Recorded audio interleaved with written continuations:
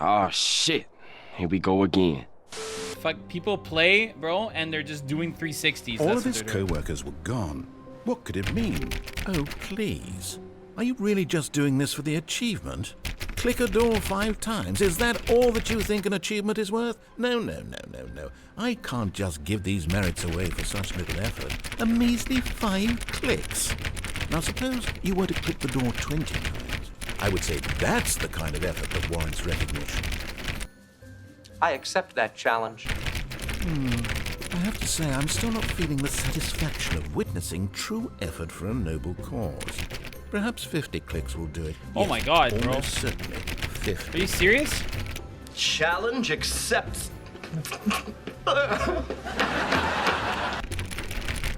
Okay, I'm pressing it. The first Stanley Parable game that came out in 2013 was honestly different and new and exciting and worth every single dollar. I'll tell you right now, I love the first game. But when I saw that Stanley Parable had a new Ultra Deluxe version, I said to myself, I don't know, let's see if it holds up to its predecessor. So we're here to ask the question, is the Stanley Parable Ultra Deluxe version worth it? Game starts off with this menu asking you if you've played it before. You click yes or no, and I recommend that you be honest with this, because if you lie, it's going to end up making you play out the whole campaign again, and finally, after hours of playing, you'll get the new content. If you've already played it before, it's the same thing. So the original game is in here. Now, for those who have not played the original game, I'm going to explain how this goes down and what's going on. Essentially, you play as Stanley, and you're stuck in this infinite loop, constantly reliving the same instance over and over and over, which the instances do change from time to time, these changing from your choices. You'll have a choice at the beginning to go to the left door or the right door. Essentially, the narrator is going to tell you to go off into his story, but normally, 9 times out of 10, you're just going to ignore him and do whatever you want. This is the charm of the first game. The first game being that you're in this constant loop, trying to get all the different endings and getting addicted to that. That was the meat and gravy of it. That was the whole reason why you would play it. You want to get all those endings. You want to see what else can I hear from the narrator. Not only that, but he gets in these like tangents where he could go off for like a minute, 2 minutes, and they're hilarious to listen to, because I can only imagine this guy sitting in the booth just being told like, okay, so the player didn't listen to you here. All right, I want you to react like you're upset. And then the guy just losing it, like, but hi, where are you going? You know, like, it was good. I love the game. I honestly love the original, and it has a special place in my heart. Stanley, you're in for quite a disappointment. But here's a spoiler for you. That timer isn't a catalyst to keep the action moving along. It's just seconds ticking away to your death. You're only still playing instead of watching a cutscene because I want to watch you for every moment that you're powerless, to see you made humble. This is not a challenge, it's a tragedy. You wanted to control this world, that's fine. But I'm going to destroy it first, so you can't. Take a look at the clock, Stanley. That's 30 seconds you have left to struggle. 30 seconds until a big boom and then nothing. No ending here, just you being blown to pieces.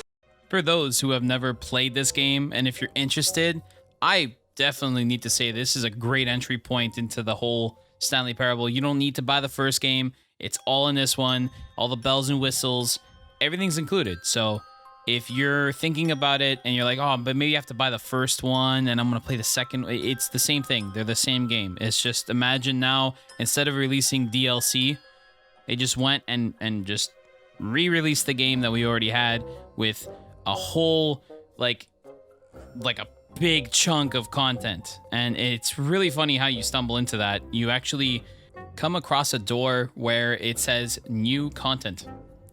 When you cross that door, essentially what happens is it starts a whole new instance and new areas, and it even makes fun of itself and says, oh no, this is the Stanley Parable 2.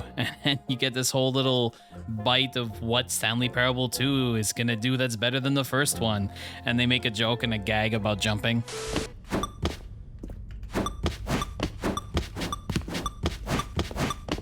Oh.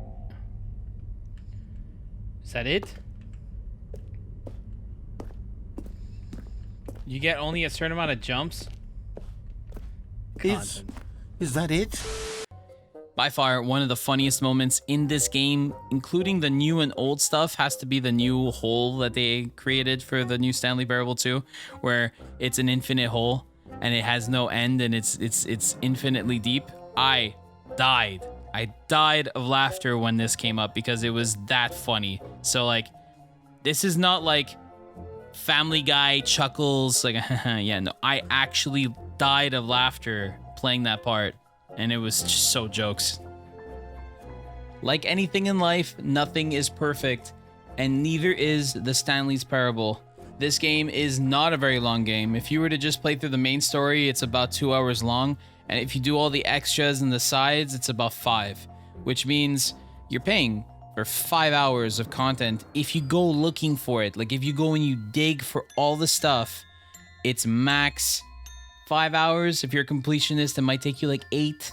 Like, it's not a very long game. There's games that are out there like Elden Ring where you could play anywhere between 100 to 200 hours and still have things to do. This game is different.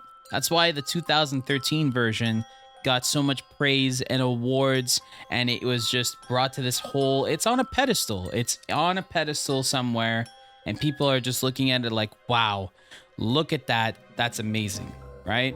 Now, we're going to talk about whether or not the Stanley Parable Ultra Deluxe version is worth it. In my opinion, okay?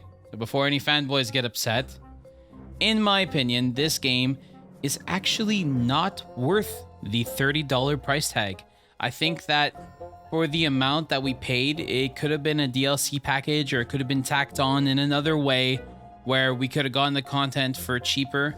If this game goes on special, I would definitely recommend it. I wouldn't pay anything more than maybe $15 because it is DLC. It's more of the same, and we've already done this and played that out. So, here we are, the end of the video. Wow, I remember when the video started. It was like a few minutes ago. It's so crazy. You're still here. You're still here. Wow. That's nuts. Like, you should click maybe one of those boxes. Then go on the left one or the right one. That little box on top left looks really nice though. I think it's like calling out your name. Ooh, what's that on the bottom? Is that a sub button? Ooh, I think I'm gonna press it. Ooh, did you press it? Felt good, didn't it? Felt good for me too. Yeah, I feel the same. I feel the same way about it. I hope you have yourself a good one. All the best. Never change, you beautiful bastard.